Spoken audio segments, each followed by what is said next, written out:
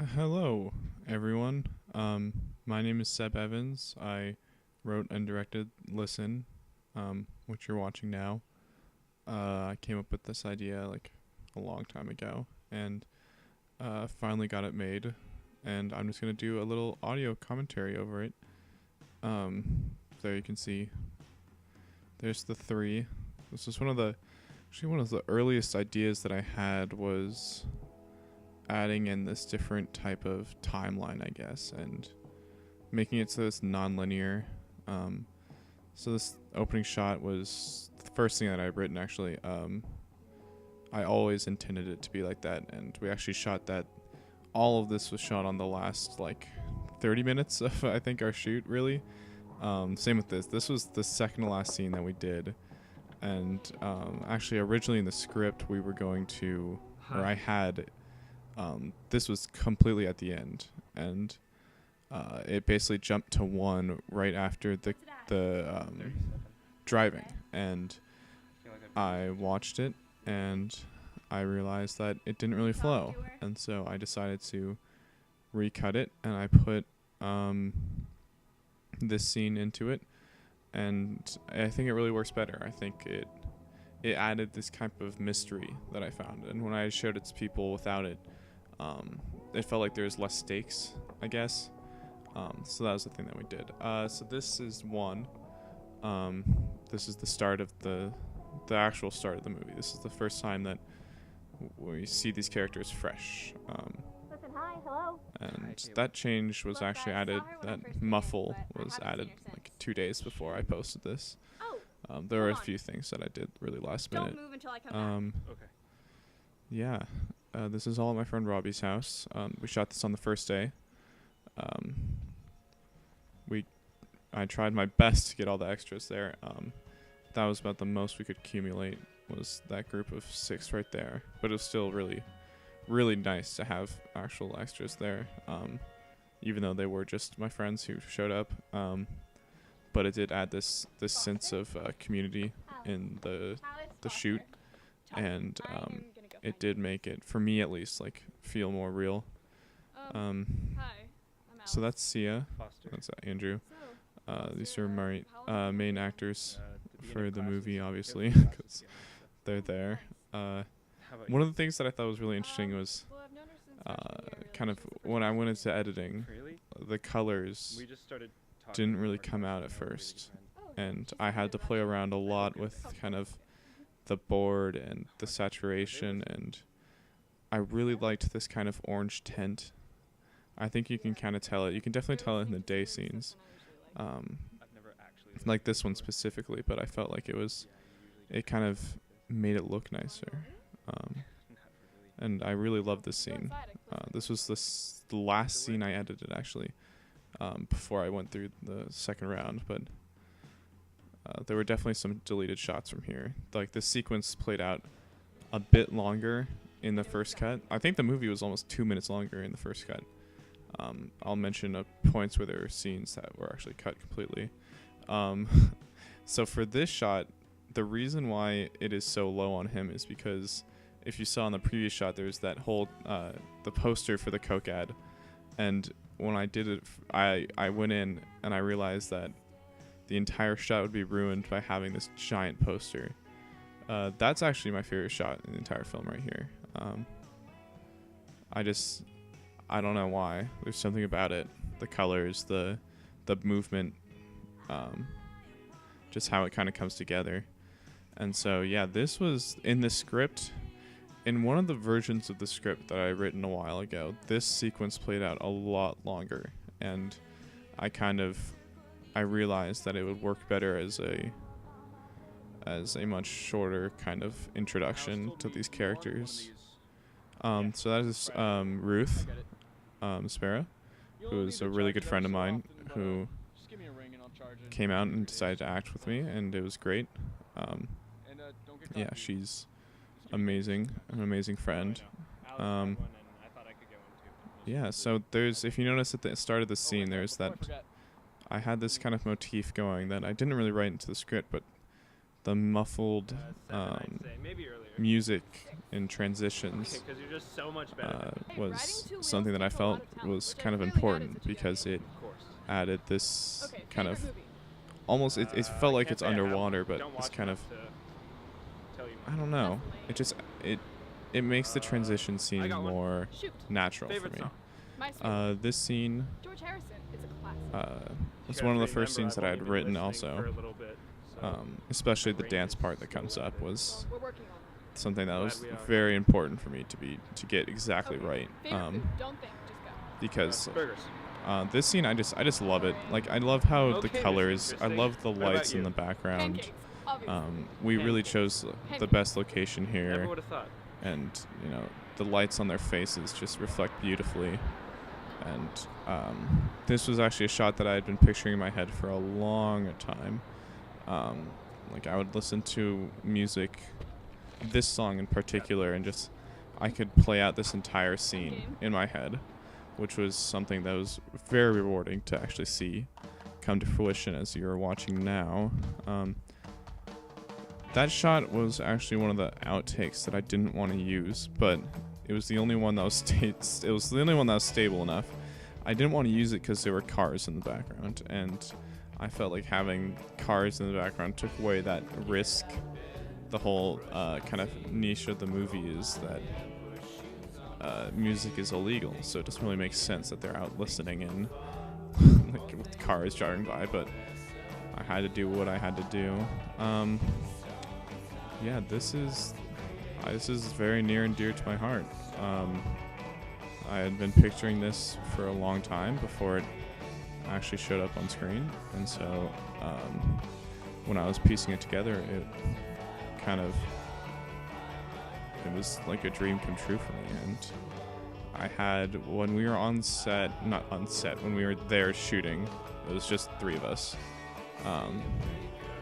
We had, like, behind this scene, we had this part of the song playing specifically. So basically I had kind of storyboarded it in a way that every single shot went with a beat of the song. So as you notice, it's tapping. So that's a little bit off, but boom, boom, boom. It's just kind of like, it goes right along with the beats of the song, which is exactly what I wanted from it. Yeah, and then they walk away, and I was standing in the middle of the street during that shot, and there's a car coming, and I thought I was going to get hit, but luckily I didn't. And that's one of the things that kind of bugged me as I rewatched it, was just how many times I was forced to cut to black. I think that transitions are very important, and I did not do very well in transitions, which is a good learning step for when I'm writing my next script. Or, well, I've already written it, but going through it and figuring out, oh, where should I add in this type of transition that will make it flow smoother. So that's Amber. She is a friend from Chapman. She's actually in college while the rest of us are in high school. She would drive down and shoot this for us, which was really great. She was great. Yeah, she was very enthusiastic about the script and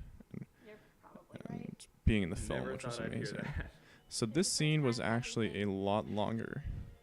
In the script, I think it was almost 4 pages, and I cut it down to about 2, because what I found was that, honestly, some of the dialogue that I had written in just didn't really make any sense. That came after that moment, and I wanted to just get into I felt like that scene almost slowed the movie down to a halt in the first cut, and I had to change something, and so I cut out a lot of it, and it turned out a lot better, I think. That shot, this whole thing is one of my favorite parts of the movie. We got so lucky with the light that day. We were just there. That was the same day we shot the dance scene, because it was pretty close to where we were shooting that scene. Same with this. This is all the same day. But we just drove around, and I had these locations in mind, and I kind of improvised it and just was like, all right, let's do this. Especially for this part, I shot so much up here, and I shot a lot when we were down on the parking lot, because it was just so pretty, and visually with all the colors, it really came together. So we were going into 2. this shot is I originally would cut to a wide shot here, showing him walk, and then I decided not to do that because it kind of ruined the flow of it. I wanted to just get right into the conversation, which I think I did. I think it works better now. Yeah, this scene is something we did on the same day as we shot all the scenes in this parking lot were done in like an hour and a half, with a lot of messing around in the middle. If you've seen, I know on my other channel, the channel where this is posted, there's a behind the scenes video, but with this day we just messed around the whole time basically. I mean, the parking lot is completely empty, and once we shot the scenes, we just had a lot of fun with it. This is my favorite scene in the movie. It was actually the first scene that we shot, which is weird looking back on it because it looks, I think it was not a scene that I had storyboarded until the only thing I had in mind was the camera movement at the end, but the lighting on their faces and like that camera movement I had in mind when I was writing the script. But the light was something that just kind of came up, and then it looked really nice. This shot was originally split. I had a different shot to cut away to, and then I realized that when I cut away, it took away from the pace of it. It felt like when I cut away to a static shot of him walking, it lost this urgency. So I decided to keep it all one continuous take. This was shot on the last day. Most of this sequence is shot on the last day, actually. We just finished the conversation between Caitlin and Foster and went up to my room and did this. We only did one take of this. On retrospect, I think I probably could have gotten a better take if I had done more, but alas, I think that it looks nice. This sequence, I also had to do a lot of chopping up. In the first cut, it was a good. This is, again. So basically, what I did was I chose all the songs for each scene before I started shooting. Like during the writing, I had this song inspired this scene, which was something really nice to have when I'm in editing, because I already know exactly like all the beats of the song and all the beats of the movie and how it's gonna flow. But this shot was originally a lot longer. I didn't piece it up like this in the original cut. In the original cut, it was just one continuous kind of fly around of him, and it kind of, again, like it's this scene of urgency, and it brought it down like almost to a halt again, because it's this long, 30-second shot of just going around and around, and I felt like it didn't really work. I was actually driving the car at this point because all those shots of the hands, those were my hands because Andrew cannot drive. So he was filming and I was driving. He got some actually really nice shots, which was amazing. It really made the sequence for me. So this scene in particular is interesting in that in the script there is a full dialogue between him and Ruth's character of Brian. And it ended up that I was watching it with the music, and I shot like, a full scene of Ruth talking and this back and forth, and I watched it and I thought, it just doesn't really work with the music, and when I cut out all audio, it worked a lot better. So this is actually the last shot that we did of the entire shoot. It's at my friend Ben's house, and yeah, that was the second to last take, but it was the last shot that we did. And then this was done on, I believe, the second day. This was right before we went down to the dance scene, and I actually had to do that shot twice because the first time I did it, I realized that he wasn't wearing headphones, and that was a big proponent of it, so I had to redo that. Yeah, this was also something I was playing around with the idea of split screen here, of maybe having it divide into kind of this light and dark, and when I tried it, it just didn't really flow. I think it worked a lot better. that way. And funny thing, the 1 month later there is something that I added very, very late. It was not in the script at all. It was something that I had to add because I realized that without it, the movie seemed like it took place in 2 days, and there needed to be some weight behind it.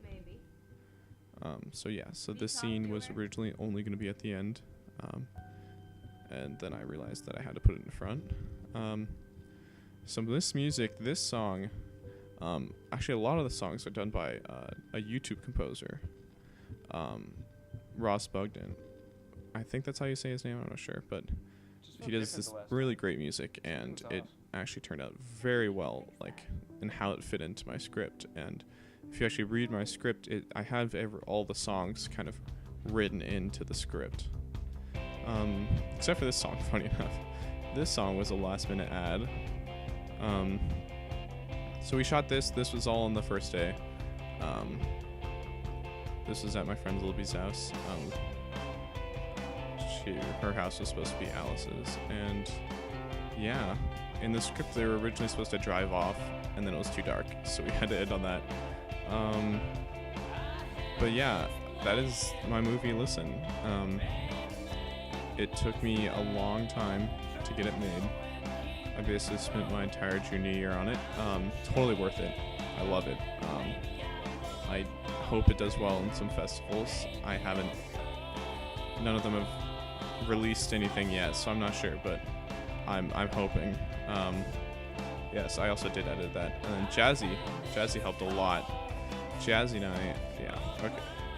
Well, yeah, I'm just going to keep going because it's dark. Jazzy and I, we basically sat together and in our school's dance room and blocked that entire scene out, which was very helpful because I definitely could not have done it without her. So thank you for watching. If you are watching, I don't know who is watching this, but if you are, thank you. I hope you enjoyed my movie. If you want to watch the full thing without my commentary, it is on my channel, Seb Evans, along with different videos and trailers, also the behind the scenes. Yeah, so thank you.